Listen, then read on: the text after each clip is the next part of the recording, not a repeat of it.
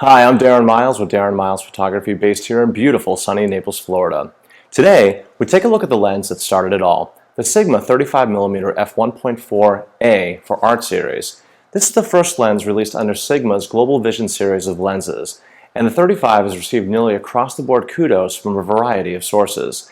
And you've probably noticed that I've reviewed quite a few Sigma lenses lately, and well, that's for a really good reason, as Sigma is literally setting the photographic world on fire. And the 35 here was the first lens to come out of the newly reformed and rebranded Sigma Corporation. So, is the Sigma 35mm A really all of that in a bag of chips? Well, let's find out.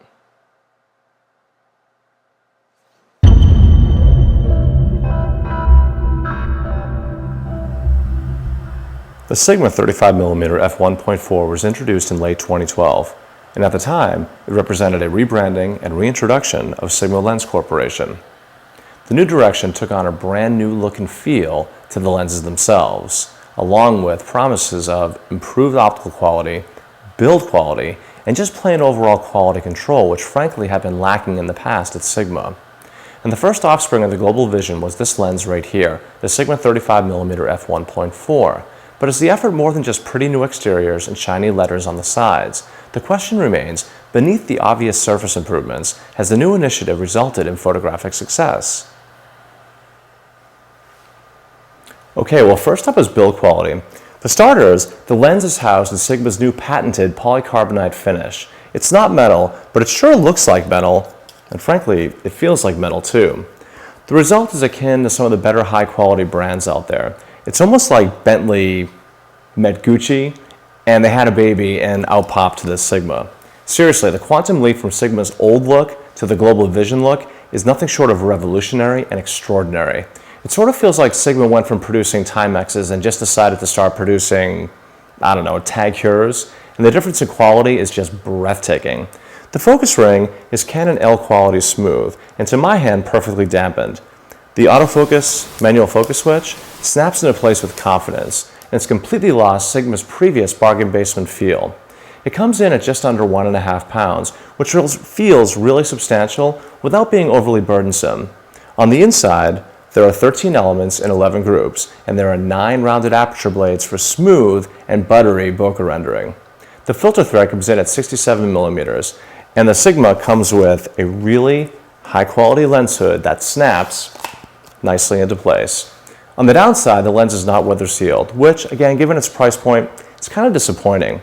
Of course, Canon's much more expensive 35mm f1.4L isn't weather sealed either. But all in, it's a really nice high-quality package that impresses. For build, the Sigma gets a 9.5 out of 10.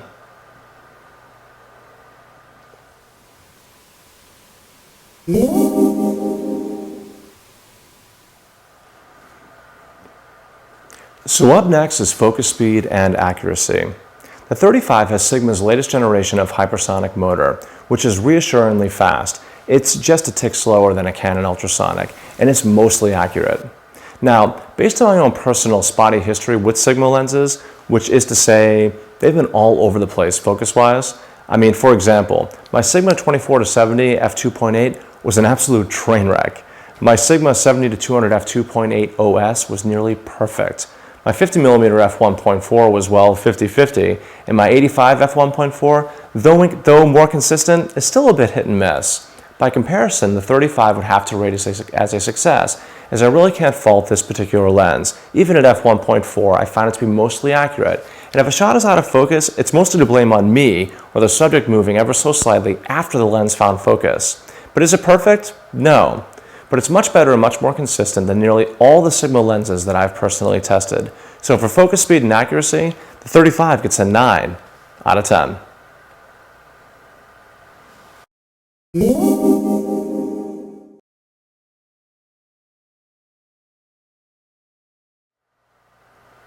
So, we've told you that the build is top-notch. The focus speed is really quick and mostly accurate. But how are the optics? Sigma touted the new Global Vision based on superior optical quality, and by and large, I'd say they've succeeded.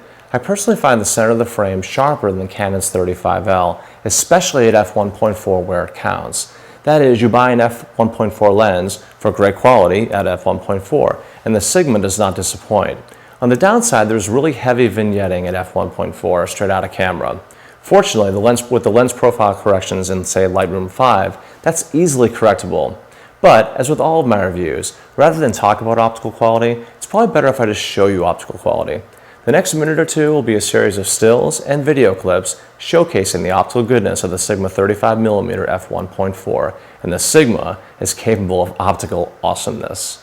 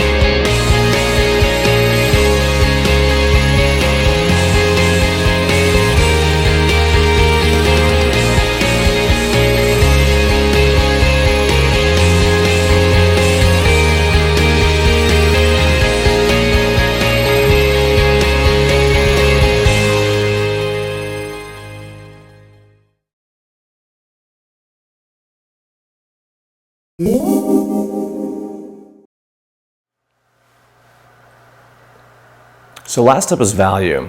Let's put the Sigma into some context.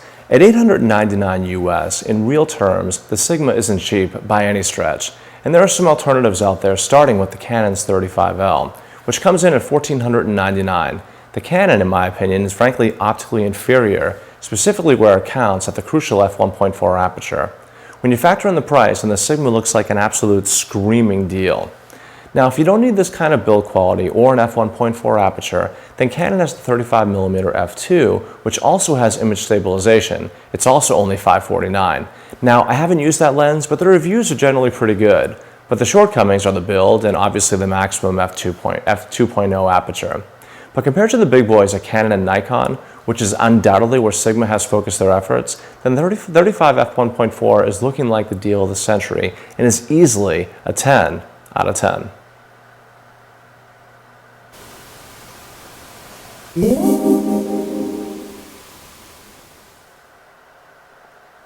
Well, it's that time again. Time to wrap up this review and draw some conclusions about the Sigma 35mm f1.4 Art Series lens. It goes like this, in a nutshell. The build quality. It's nearly perfect and a prime example of what's working at Sigma.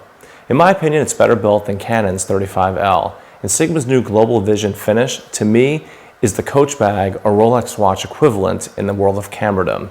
We gave it a 9.5 out of 10. The only thing holding it back from a perfect score for build was the fact that the lens is not weather sealed. And again, at $899, that's a bit on the disappointing side. Focus speed and accuracy. It's easily one of the most consistent Sigmas that I've ever used. It's very fast and mostly accurate. That said, just a word of caution, at f1.4, the slightest bit of movement by the photographer or the subject after the lens has captured focus can result in a slightly softer shot. A true test of the Sigma's accuracy can be measured by putting the camera on a tripod and shooting a still subject. When you do, the center of the frame can be nothing short of amazingly sharp, and the lens, the focus, is also deadly accurate. That's not to say it won't miss a bit more often than the average lens, but it hits with sharp accuracy way more often than not. So for focus speed and accuracy, we gave the 35 a 9 out of 10. Optical quality and the quality of the results. Well, in a word, they're stellar, straight out of camera. And with a little bit of tweaking in Lightroom and or Photoshop, the quality of the results can be nothing short of amazing. We gave it a 9.5 out of 10 for optical quality and a 10 out of 10 for the quality of the results. It's just an excellent overall performance. And finally, value. Compared to the higher-end Canon and Nikon equivalents, the Sigma is a shining star of value. It's the higher-end lenses that Sigma is targeting. The lens stands well enough on its own. In fact, I think you can even make a case that not only is it a better lens than Canon's 35L, but when you consider that it's almost half the price of the Canon and Nikon equivalents, it's pretty clear that the Sigma is the hallmark of value in the camera world. For value, it's the easiest 10 out of 10 I've ever awarded.